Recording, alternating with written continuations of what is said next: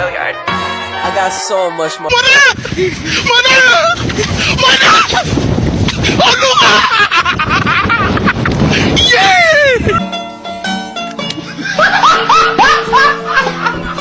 Are you ready, kids? Aye, aye, Captain! I can't hear you. Aye, aye, Captain! Oh!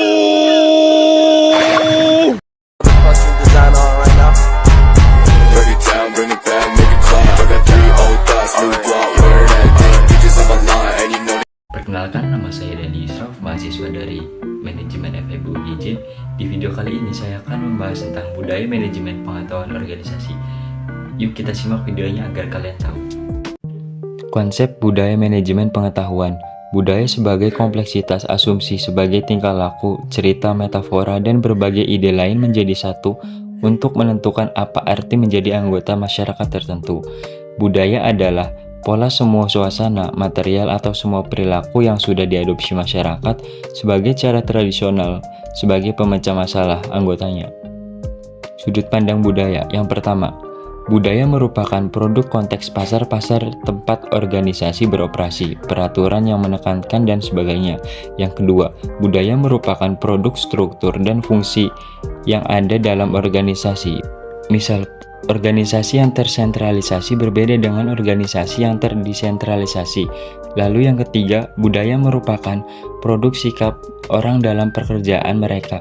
Hal ini berarti produk perjanjian psikologi antara individu dan organisasi. Manajemen itu sendiri mencakup yang pertama, mengkoordinasikan SDM, material, dan keuangan ke arah tercapainya tujuan organisasi yang efektif dan efisien. Lalu yang kedua, menghubungkan organisasi dengan lingkungan luar dan menghadapi kebutuhan masyarakat. Yang ketiga, mengembangkan iklim organisasi di mana orang dapat mengejar sasaran perseorangan dan sasaran bersama. Yang keempat, melaksanakan fungsi tertentu yang dapat diterapkan seperti menentukan sasaran, merencanakan dan merakit sumber daya, mengorganisir, melaksanakan dan mengawasi. Lalu yang kelima, melaksanakan berbagai peran antar pribadi informasional untuk memutuskan. Lalu selanjutnya pengetahuan. Pengetahuan adalah keseluruhan kognisi dan keterampilan untuk memecahkan masalah dengan kapasitas melakukan tindakan efektif, efisiensi, rasional. Budaya manajemen pengetahuan menggabungkan 3 konsep budaya, manajemen, dan pengetahuan. Secara konseptual, budaya manajemen pengetahuan bertolak dari anggapan dasar. Hofstede dalam Draha 2005 berpendapat, anggapan dasar. Yang pertama, budaya adalah kolektif mental program. Jadi, budaya dapat diprogramkan atau dimanajemeni berbasis pengetahuan. Lalu yang kedua, nilai bisa berubah dan budaya bisa berubah atau diubah. Sudah tertentu sebagai proses budaya, manajemen pengetahuan meliputi fungsi kegiatan proses budaya. Lalu selanjutnya ada manajemen pengetahuan berpusat pada manusia. Manusia sebagai individu mempunyai perilaku individu dalam organisasi membawa ke suatu tatanan, kemampuan, kepercayaan pribadi, pengharap, kebutuhan, dan pengalaman masa lalunya.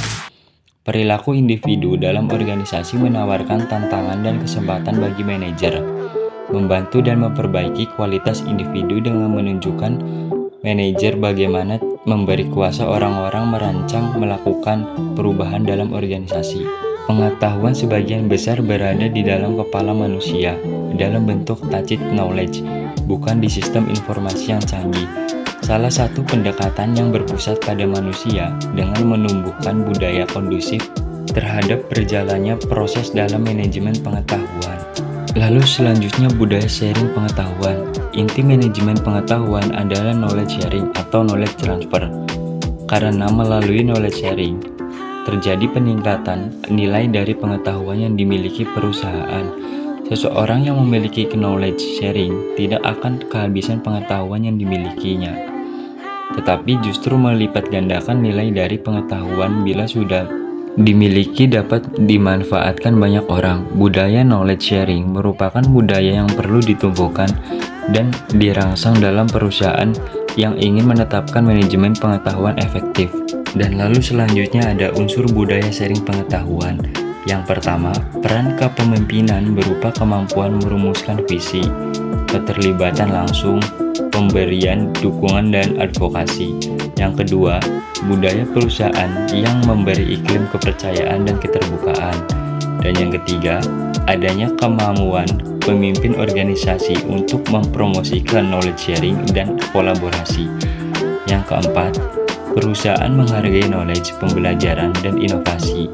Dan yang kelima, kemampuan organisasi dalam eksekusi proses transformasi dengan mulus dan efektif. Tobing 2007. Itulah sedikit pembahasan yang dapat saya sampaikan, dan terima kasih kepada teman-teman yang sudah menonton video ini. Semoga bermanfaat ya. Jangan lupa like, comment, and subscribe channel ini. Terima kasih.